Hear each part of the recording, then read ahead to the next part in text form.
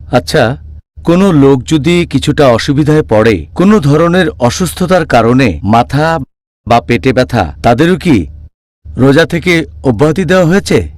যে মানুষটা অসুস্থ তাকে অব্যাহতি দেওয়া হয়েছে।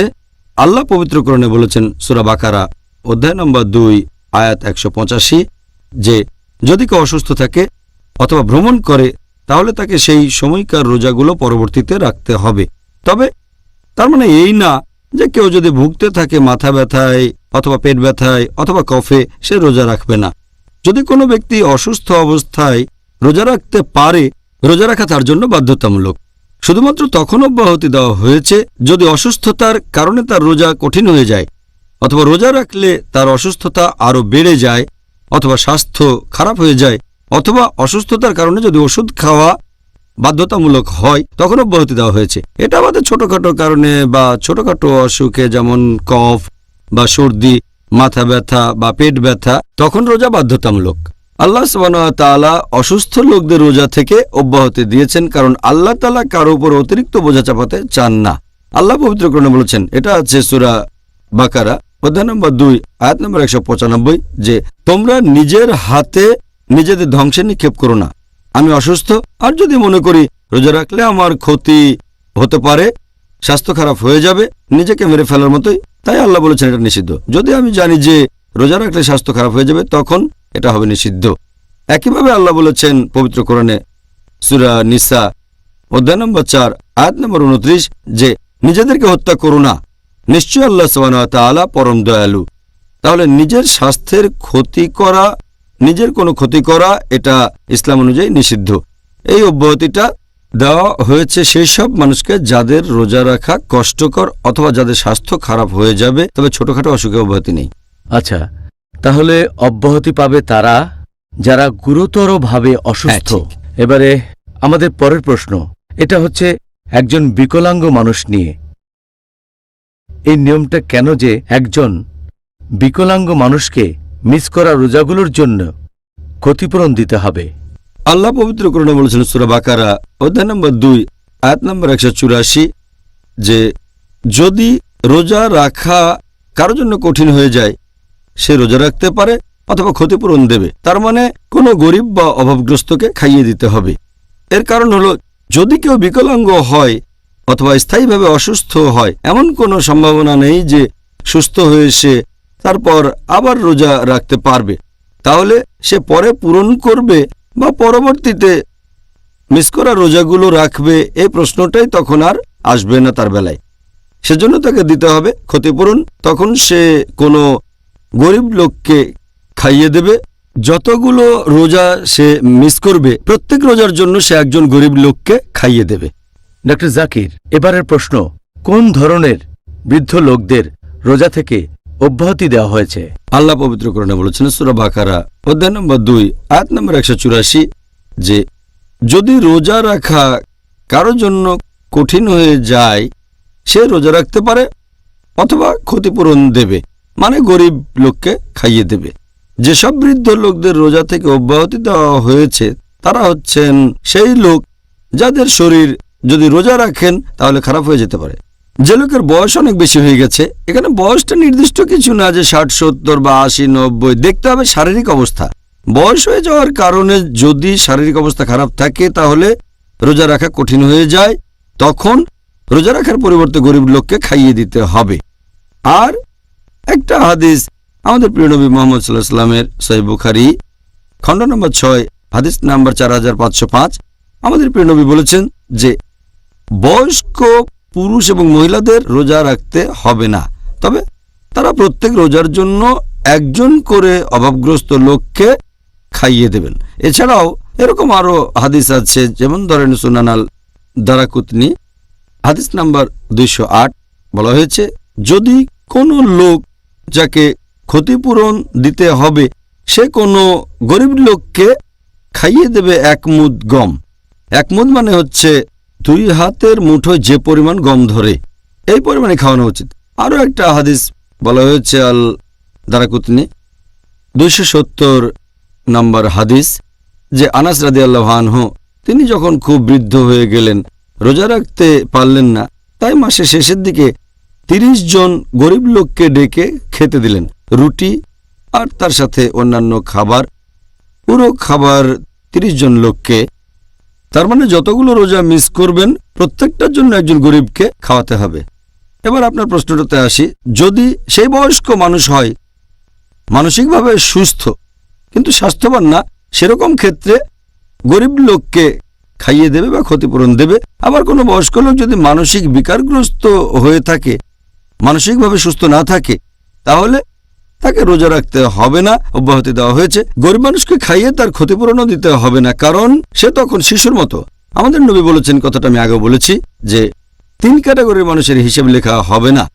যে এখনো শিশু, প্রাপ্তবয়স্ক হয়নি, এই অসুস্থ বৃদ্ধ শিশুদের মতোই, অথবা তারা মানসিক বিকারগ্রস্ত লোকের মতো, বার্ধক্যজনিত কারণে মানসিক জড়তায় ভুগছে, বয়স হয়ে গেলে মানসিক সুস্থতা আগের মতো থাকে না, তাদের রোজা রাখতে হবে না, অথবা রোজা মিস করার জন্য খাওয়াতেও হবে না, কাউকে কোনো ক্ষতিপূরণ দিতে হবে না।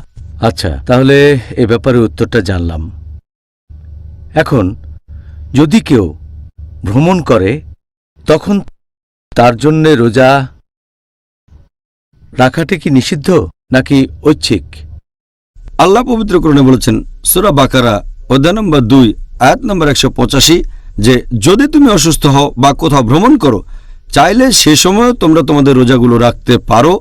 এখানে কিছুটা অব্যাহতি দেওয়া হয়েছে, তার মানে চাইলে তখন রোজা রাখতে পারেন, অথবা তখন না চাইলে রাখবেন না, কিন্তু পরবর্তীতে রোজাগুলো রাখতে হবেই। আল্লাহ সুবহানাহু ওয়া তাআলা এখানে একজন ভ্রমণকারীকে, হোক পুরুষ বা মহিলা, তাকে অসুস্থ ক্যাটাগরিতে ফেলা হয়েছে, কারণ আমাদের প্রিয় নবী মুহাম্মদ সাল্লাল্লাহু আলাইহি ওয়াসাল্লাম বলেছেন, এটা আছে সহিহ বুখারীতে খণ্ড নম্বর 3 হাদিস নম্বর 1804, আমাদের প্রিয় নবী বলেছেন যে ভ্রমণ করা হচ্ছে একটা শাস্তি। কেউ যখন ভ্রমণে যায় সেটা শাস্তির মতো, তার মানে কাজটা কঠিন, তাকে অনেক কষ্ট করতে হবে। আর এটার উল্লেখ আছে সহিহ বুখারীতে খণ্ড নম্বর 3 বুক অব ফাস্টিং হাদিস নম্বর 1943। একজন সাহাবা ছিলেন হামজা রাদিয়াল্লাহু আনহু, তিনি ভ্রমণের সময় রোজা রাখতেন। নবীকে জিজ্ঞেস করলেন যে ভ্রমণের সময় রোজা রাখবো নাকি রাখবো না। তখন নবী বললেন, যদি তুমি চাও তাহলে রাখতে পারো, আর যদি না চাও তাহলে রাখবে না। তার মানে ব্যাপারটা ঐচ্ছিক, কেউ রোজা রাখতে চাইলে রাখতে পারে, যদি না রাখতে চায় তাহলে রাখবে না। যেমন ধরেন একজন লোক ভ্রমণ করায় অভ্যস্ত, ভ্রমণে তার তেমন কষ্ট হয় না, যদি সে রোজা রাখতে চায় কোনো সমস্যা নেই, তার জন্য ভালো। আবার কারো হয়তো ভ্রমণে কষ্ট হয় আর সে রোজা রাখতে চায় না, তাহলে রাখবে না। এটা আমরা হযরত আনাস রাদিয়াল্লাহু আনহুর সেই হাদিস থেকে জানতে পারি। তিনি বলেছেন, এটা আছে সহিহ বুখারীতে খণ্ড নম্বর 3 হাদিস নম্বর 1947, যে হযরত আনাস রাদিয়াল্লাহু আনহু তিনি বলেছেন, যখন আমরা নবীর সাথে ভ্রমণ করতাম, সাহাবীগণের কেউ কেউ রোজা রাখতেন, অনেকে রোজা রাখতেন না। তবে যারা রোজা রাখতেন তারা তাদের সমালোচনা করতেন না যারা রোজা রাখেননি, আর যারা রোজা রাখেননি তারা রোজদারদের কোনো সমালোচনা করতেন না। তাহলে এখানে ব্যাপারটা ঐচ্ছিক, কষ্ট সহ্য করে রাখতে চাইলে রাখতে পারে, আর তখন না রাখতে চাইলে সেটা পরে করতে হবে। তাহলে আমরা বুঝতে পারছি যে এটা হলো ঐচ্ছিক। ঠিক বলেছেন। এখন কেউ যদি ভ্রমণ করা অবস্থায় রোজা রাখে, তাহলে কি সে আল্লাহর কাছ থেকে বেশি পুরস্কার পাবে? আল্লাহ তাআলা এর আগের আয়াতে বলেছেন, সূরা বাকারা অধ্যায় নম্বর 2 আয়াত নম্বর 184, যে কেউ অসুস্থ অথবা ভ্রমণ করলে সেই রোজাগুলো পরে রাখতে পারে, অথবা যার জন্য রোজা রাখাটা কষ্টকর সে রোজা রাখতে পারে, অথবা ক্ষতিপূরণ দিতে পারে, গরিব লোককে খাইয়ে দেবে। তবে তাদের জানিয়ে দাও রোজা রাখাটাই উত্তম। এতে প্রমাণ হয় রোজা রাখাটাই বেশি উত্তম। তবে তারা চাইলে অব্যাহতি আছে, এতে গুনাহ হবে না, রোজাগুলো পরে রাখতে পারবে, কিন্তু রোজা রাখাটা ভালো। এরকম অনেক সহিহ হাদিস আছে। আমাদের নবী মুহাম্মদ সাল্লাল্লাহু আলাইহি ওয়াসাল্লামের একটা সহিহ হাদিস, এটার উল্লেখ আছে সহিহ মুসলিমে খণ্ড নম্বর 2 বুক অব ফাস্টিং হাদিস নাম্বার 2492, যে একবার সাহাবীগণ নবীর সাথে ভ্রমণ করছিলেন। যেহেতু খুব গরম পড়েছিল, কেউ রোজা রাখেনি, শুধু রোজা ছিলেন আমাদের নবী আর একজন সাহাবা আব্দুল্লাহ বিন আবি রাওয়া। এরকম আরও বেশ কয়েকটা হাদিস আছে সহিহ মুসলিমে খণ্ড নম্বর 2 বুক অব ফাস্টিং হাদিস নম্বর 2472 এবং 2473, যে সাহাবীগণ নবীর সাথে ভ্রমণ করছেন। কিছু সাহাবী রোজা রেখেছেন, আবার অনেকে রাখেননি।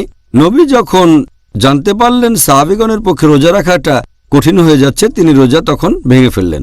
আরও একটা হাদিস সহিহ মুসলিম খণ্ড নম্বর 2 বুক অব ফাস্টিং হাদিস নাম্বার 2472।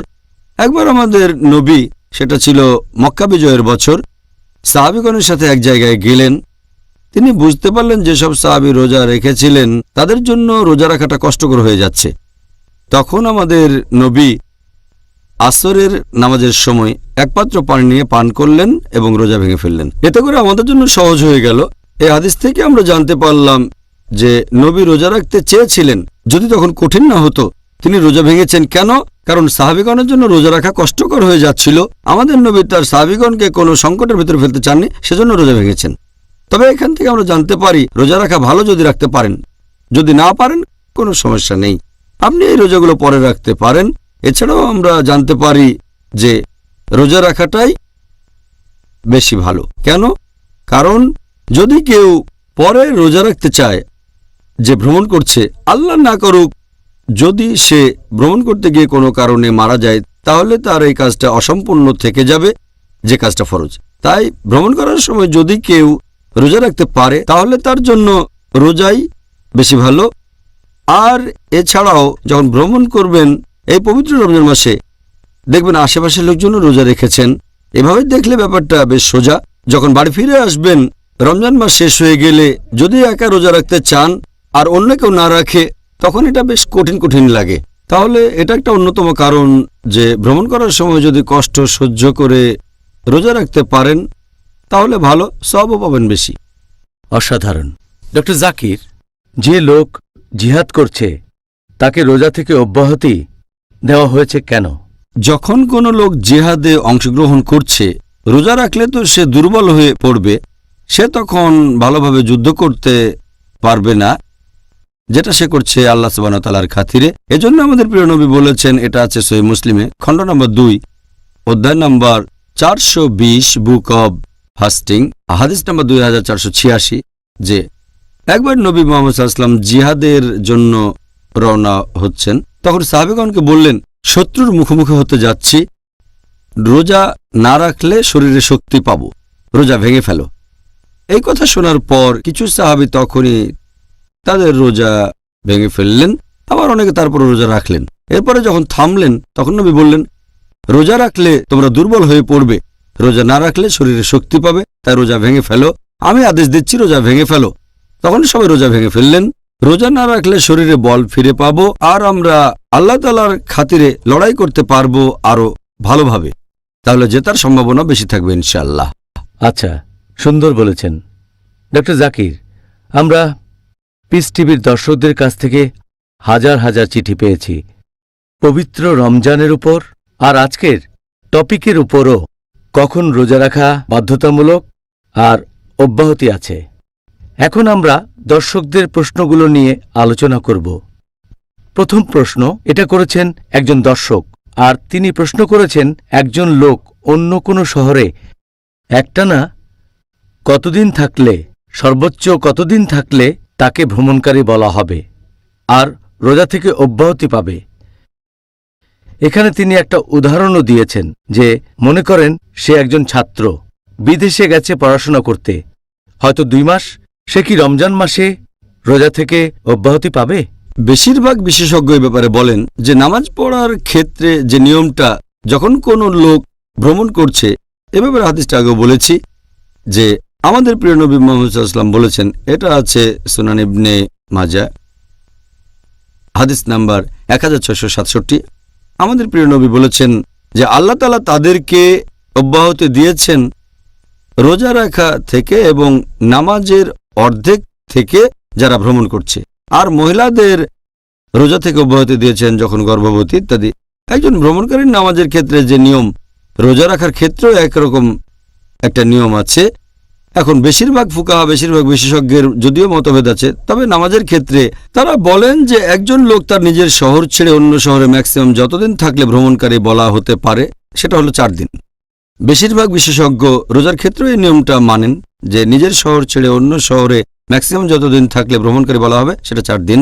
4 দিনের বেশি হলে তাকে ভ্রমণকারী বলে গণ্য করা হবে না। যদিও বিশেষজ্ঞগণের মধ্যে একটা মতভেদ আছে, তবে বেশিরভাগ বিশেষজ্ঞ এটা বলেন এরপর প্রশ্নটা দ্বিতীয় অংশে আসি যে যদি কেউ পড়াশোনা করার জন্য দেশের বাইরে যায় আর সেখানে 2 বা 3 বা 4 মাস বা 5 মাস থাকে, তাকে কি ভ্রমণকারী বলে ধরা হবে? না। এই পরিস্থিতিতে সে আছে অনেকদিন ধরে, কয়েক মাস ধরে।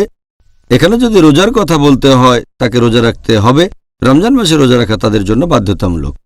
পরের প্রশ্ন, ধরেন একজন লোক, সে হয়তো সারাদিন রোজা রেখেছে, তারপর ভ্রমণ শুরু করলো, হয়তো বিকেলে, রোজা অবস্থায় বিকেলে ভ্রমণ শুরু করলো, তখন তার জন্য রোজা ভাঙা কি বাধ্যতামূলক নাকি এটা ঐচ্ছিক? এখানে তার জন্যে কোনটা করা ভালো হবে? যদি কেউ তার ভ্রমণ শুরু করে দুপুরে অথবা বিকেলে, অথবা বিকেল পর্যন্ত যদি সে তার নিজের শহরে থাকে, তাহলে রোজা রাখাটা তার জন্য ফরজ। সেই সময়টা ভ্রমণকারীকে শুধু তখনই রোজা ভাঙার অনুমতি দেওয়া হয়েছে যখন নিজের শহর ছেড়ে সে চলে যাবে। যদি সে ঠিক করে যে বিকেলে ভ্রমণ শুরু করবে, তাহলে অব্যাহতি নেই যে সেদিন রোজা রাখবে না। সে রোজা রাখতে হবে, কারণ তার প্ল্যানটা বদলাতে পারে। হয়তো বিকেল বেলায় প্ল্যানটা বদলাতে পারে, তখন রোজা না রাখলে গুনাহ হবে। তাহলে একজন ভ্রমণকারী শুধু তখনই রোজা ভাঙতে পারবে যখন শহরের বাইরে যাচ্ছে। শহর ছেড়ে না গেলে ভাঙতে পারবে না। যদি শহরের বাইরে চলে যায় বিকেল বেলায়, তখন ভাঙার অনুমতি আছে। এমন না যে এটা ভাঙতেই হবে। কষ্ট না হলে সে রোজা রাখতে পারে, কমপ্লিট করতে পারে। এটা ঐচ্ছিক। আচ্ছা, সুন্দর বলেছেন। এবারের প্রশ্ন, এটা করেছেন একজন পাইলট, আর তিনি প্রায় সবসময়ই ভ্রমণের উপরেই থাকেন। প্রত্যেক দিন প্লেনে করে ভ্রমণ করছেন, অনেক লম্বা পথ। তার প্রশ্নটা হল যে তিনি কি সবগুলো রোজা থেকে অব্যাহতি পাবেন? যদি কারো পেশাটা এরকম হয় যে সে পাইলট অথবা সে একজন নাবিক, তাকে ভ্রমণ করতে হয়, নিজের শহর ছেড়ে অন্য জায়গায় যেতে হয়, তাকে ভ্রমণকারী বলে ধরা হবে। সে রোজায় অব্যাহতি পাবে, তবে তাকে এই রোজাগুলো রাখতে হবে পরবর্তী রমজান মাসের আগেই। যদি সে অনেক বেশি ভ্রমণ করে, তাহলে রোজা রাখতে হবে ছুটির দিনে, যে ছুটির দিনগুলো পাবে। আর যখন নিজের শহরে থাকবে, তাহলে তখন রোজা রাখতে না চাইলে অব্যাহতি আছে, তাকে ভ্রমণকারী বলে ধরা হবে। তবে সে রোজাগুলো রাখবে যত তাড়াতাড়ি সম্ভব পরবর্তী রমজান মাসের আগেই। যদি না সে অনেক লম্বা কোনো ফ্লাইটে থাকে, হয়তো ইন্ডিয়া থেকে নিউ ইয়র্ক, সময় লাগে 12 ঘন্টারও বেশি, কিন্তু যদি সে ছোট ফ্লাইটে থাকে, আমার মনে হয় না সেখানে সমস্যা আছে। আচ্ছা, এবারে পরের প্রশ্ন, ধরেন একজন লোক, সে সৌদি আরবে কাজ করে, অথবা হয়তো সে সৌদি আরবে বসবাস করে, আর গত রমজান মাসে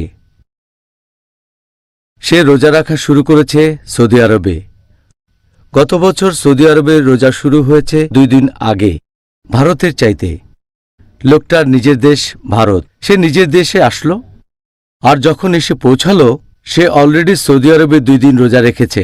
তার প্রশ্নটা হলো, সে কি 30 দিন রোজা পালন করবে, নাকি সে যে এলাকায় আছে তাদের সাথে অতিরিক্ত রোজাগুলো রাখবে?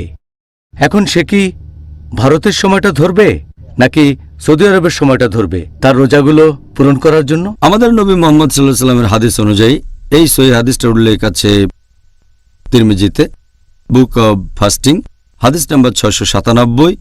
আশেপাশের লোকজনের সাথে তোমরা তোমাদের রোজা রাখা শুরু করো। যদি কোনো দেশে থাকেন বা কোনো জায়গায়, সেখানে লোকজনের সাথে আপনি রোজা রাখা শুরু করবেন। আর আশেপাশের লোকজন যখন রোজা ভাঙবে, তখন তুমিও ভেঙে ফেলবে।